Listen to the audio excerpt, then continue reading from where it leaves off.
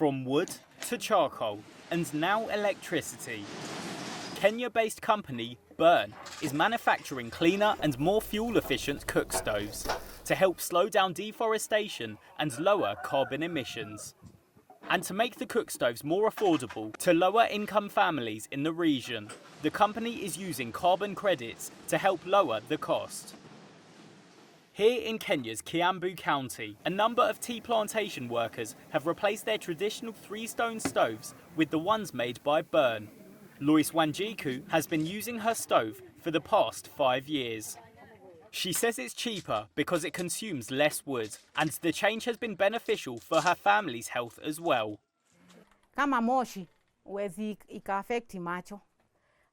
Smoke no longer affects my eyes or gives me a cold, because even if I cook with a stove in a sitting room, it does not smoke. The kids will be studying while you are cooking with no issue. Now, we must look after finances because the children are in school and need money. Food has to be bought, so the stove is important in enabling us to save more.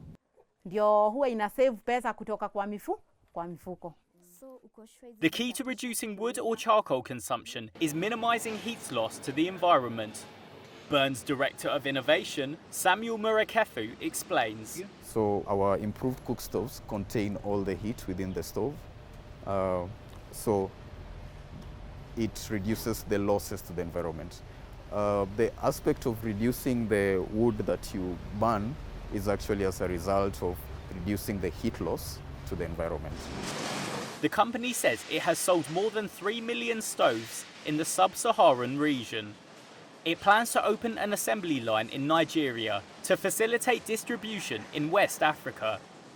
And thanks to revenue from carbon markets from selling its carbon credits, Burn is able to keep the price of its stoves low. Chris McKinney is Burn's Chief Commercial Officer.